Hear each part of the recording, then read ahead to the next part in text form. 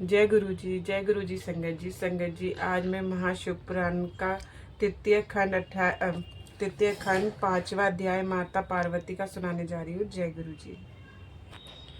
मैं पहले गुरु जी का मंत्र जाप करूंगी। ओम नमः शिवाय, शिव जी सदा सहाय। ओम नमः शिवाय, गुरु जी सदा सहाय। ओम नमः शिवाय, शिव जी सदा सहाय। ओम नमः शिवाय, गुरु जी सदा सहाय। जय गुरु जी। जय गुरु जी।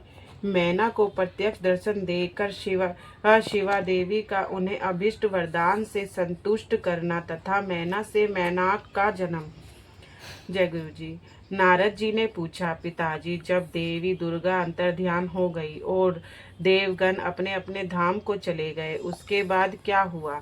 ब्रह्मा जी कहते हैं, मेरे पुत्रों से श्रेष्ठ विपर नारद जब विष्णु आदि देव समुदाय हिमालय और मैना को देवी की आराधना का उपदेश दे चले गए, तब गिरिराज हिमाचल और मैना दोनों दंपति ने बड़ी भारी तपस्या आरंभ की। वह दिन रात शंभु और शिवा का चिंतन करते हुए भक्ति युक्त चित्त से नित्य उनकी ही समदयक रीति से आराधना करने लगे। हिमवान की पत्नी मैना बड़ी प्रसन्नता से शिव सहित शिवा देवी की पूजा करने लगी।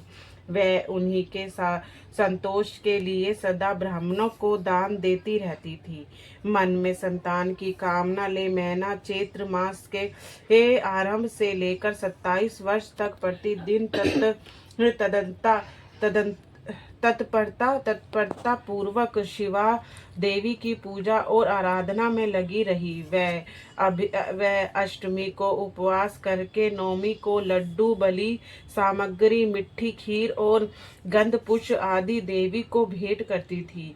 गंगा के किनारे औषधियों स्पर्श उमा की मिट्टी की मूर्ति बनाकर नाना प्रकार की वस्तुएं समर्पित करके उनकी पूजा करती थी। मैना देवी कभी निहार रहती तो कभी व्रत के नियमों का पालन करती, कभी जल पीकर रहती और कभी हवा पीकर भी रह जाती।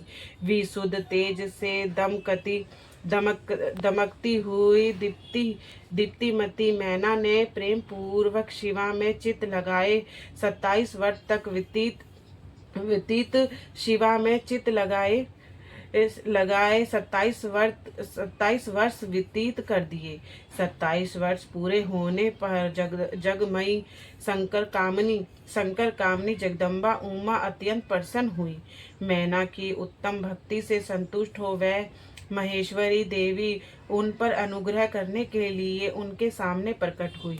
तेजो मंडलों के बीच में विराजमान तथा दिव्य अवयवों से संयुक्त उमा देवी प्रत्यक्ष दर्शन देने दे मैना से हंसती हुई बोली, मैना, तुमने तपस्या व्रत और समाधि के द्वारा जिस वस्तुओं के लिए प्रार्थना की है वह सब मैं तुम्हें दूंगी। तब मैना ने प्रत्यक्ष प्रकट हुई कालिका देवी को देखकर प्रणाम किया और इस प्रकार कहा। मैना बोली, देवी, इस समय मुझे आपके स्वरूप का प्रत्यक्ष दर्शन हुआ है, अतः मैं आपकी संतुष्टि करना चाहती हूँ। कालिके, इसके लिए आप प्रसन्न हो। ब्रह्मा जी कहते हैं, नारद, मैना के ऐसा कहने पर सर्वमोहिनी कालिका देवी ने मन में अत्यंत प्रसन्न हो अपनी दोनों बाहों से खींचकर मैना को हृदय से लगा लिया। इससे उन्हें तत्काल महाज्ञान की प्राप्ति हो गई। फिर तो मैना देवी प्रिय वचनों द्वारा भक्ति भाव से उनके सामने खड़ी हुई कालिका की तुष्टि करने लगी। मैना बोली, जो महामाया जगत को धारण करने वाली चंडिका, लोक धारिणी तथा संपूर्ण मनोवांछित पदार्थ को देने वाली है, उन महादेवी को मैं प्रणाम करती हूँ। जो नित्य आनंद प्रदान करने वाली माया योग निद्रा जगत जननी तथा सुंदर कमलों की माला से अतकल है, उन नित्य सिंधा उमा देवी को मैं नमस्कार करती हूँ। जो सबकी माता मही, नित्य आनंदमयी, भक्तों के शोक का नाश करने वाली तथा कल्प पर्यटन नारियों एवं प्राणियों की बुद्धि रूपनी है, उन देवी को मैं प्रणाम करती हूँ। आप यति योग के अज्ञानमय बंधन के नाश की हेतु भूता भ्रा विद्या हैं। फिर मुझ जैसी नारियां आपके प्रभाव का क्या वर्णन कर सकती है। अर्थवेद की जो हिंसा है वह आप ही हैं। देवी, आप मेरे अभीष्ट फल को सदा प्रदान कीजिए। वाहीन वाहीन तथा अदृश्य नित्यानित्य मंत्रों से आप ही पंचभूतों के समुदाय को संयुक्त करती हैं। आप ही उनकी शाश्वत है, आप ही उनकी शाश्वत शक्ति हैं। आपका स्वरूप नित्य है। आप समय समय पर योग युक्त एवं समर्थ नारी के रूप में प्रकट होती हैं। आप ही जगत की योनि और आधार शक्ति हैं। आप ही प्रकातव तत्व प्रकातव प्रातव प्रातव तत्व से परे नित्य प्रकृति कही गई हैं, जिसके द्वारा भ्रा के स्वरूप को वश में किया जाता है। वह नित्य विद्या आप ही हैं। माता, आज मुझ पर प्रसन्न हुई। आप ही अग्नि के भीतर व्याप्त उग्र दाही का शक्ति हैं। आप ही सूर्य किरणों में स्थित प्रकाशी का शक्ति हैं। चंद्रमा में जो दाही का शक्ति है वह भी आप ही है। ऐसी आप चंड देवी का मैं सत्वन और वंदन करती हूँ। आप स्त्रियों को बहुत प्रिय हैं। उद्रवेद का ब्रह्मचारिणियों की दहभूता नित्य भ्रा शक्ति भी आप ही हैं। संपूर्ण जगत की छावा तथा श्री हरि की माया भी आप ही हैं, जो देवी इच्छा अनुसार रूप धारण करके सृष्टि पालन और संहारमयी हो उन कार्यों का संपादन करती है, तथा ब्रह्मा विष्णु आदि रुद्र के शरीर की हेतुभूता है। वह आप ही हैं। देवी, आज आप मुझ पर प्रसन्न हो। आपका पुण्य मेरा नमस्कार है। ब्रह्मा जी कहते हैं, नारद मैना के इस प्रकार तुष्टि करने पर दुर्गा काली के पुण्य उन माँ देवी मैना देवी से कहा तुम अपना मनोवांछित वर मांग लो। हिमाचल प्रिय, तुम मुझे